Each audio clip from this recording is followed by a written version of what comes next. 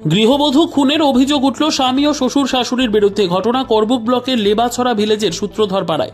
অভিযুক্ত স্বামী ও শ্বশুর শাশুড়ির বিরুদ্ধে নতুন বাজার থানায় মামলা দায়ের করল নিহত গৃহবধূর পিতা। অভিযুক্ত স্বামী পিন্টু সূত্রধরকে আটক করেছে পুলিশ।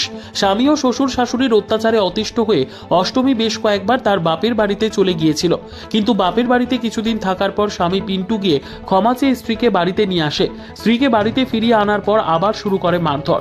নিহত গৃহবধূ অষ্টমী সূত্রধরের বড় ভাই অভিযোগ করেন যে গতকাল গভীর রাতে বোন বাবাকে ফোন করে বলেছিল তাকে নিয়ে যাওয়ার জন্য, না হলে তাকে মেরে ফেলা হবে।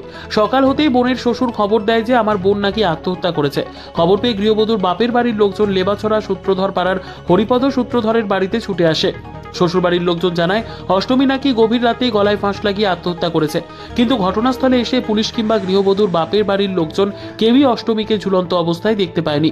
ঘরের মেঝেতে লুটিয়ে পড়েছিল মৃতদেহ।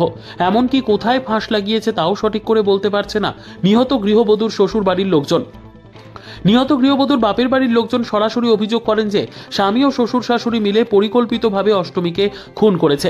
গৃহবধূর পিতা গণেশ মণ্ডল নতুন বাজার থানায় স্বামী পিন্টু সূত্রধর, শ্বশুর হরিপদ সূত্রধর এবং শাশুড়ি বিনা সূত্রধরের বিরুদ্ধে লিখিত মামলা দায়ের করেছে। অভিযুক্তদের দৃষ্টান্তমূলক শাস্তির দাবি জানান নিহত গৃহবধূর ভাই সহ বাপের বাড়ির লোকজন। পুলিশ স্বামী পিন্টু সূত্রধরকে আটক করলেও অপরদিকে অভিযুক্ত হরিপদ সূত্রধর ও বিনা সূত্রধরকে কেন গ্রেপ্তার করছে না তা জানতে চান নিহত গৃহবধূর ভাই। যদিও নতুন বাজার থানার পুলিশ জানিয়েছে যে তদন্তক্রমে পুলিশ পরবর্তী সময়ে বাকি অভিযুক্তদেরও গ্রেপ্তার করবে। গৃহবধূর আত্মহত্যা নাকি পরিকল্পিত খুন তা একমাত্র পুলিশের সুষ্ঠু তদন্তের মাধ্যমেই বেরিয়ে আসা সম্ভব। দেখছি তারা এই ইয়ারে নামাইলাম, বোনের নামাইলেছে এর থেকে হ্যাঁ বলে 1 লাখ নামাইছে। 1 লাখ তো নামান সম্ভবই না। আর যেটার ভিতরে কইছে ফাঁসি দিছে, এই যে ফ্যানের ভিতরে, আমার এই যে ফ্যানে গিয়ে দেখলাম ফ্যানের ভিতরে বিন্দুমাত্র কোনো স্পট নাই। আর এত এত ওয়েটেরটা যদি লাশ যদি ফ্যানের ভিতরে একটু ঝুলে, ম্যাক্সিমাম তো মনে করেন আপনি পাতাটা একটু বেগাটাকে হইতেই পারে, কোনো কিছুই হয়েছে না। এটা একটা গেল। দ্বিতীয় ঘটনা হয়েছে আমার বোনের হাতের ভিতরে সংঘবন্ধন ছিল দুনো হাতে। এবার তারা যে মারার সময় এর মার হাতের শঙ্খ ভেঙে গেছে। আমার বোনেরটি আসলো শঙ্খ বান্ধানো, আর হের মারা ছিল নর্মাল শঙ্খটা ভেঙে গেছে।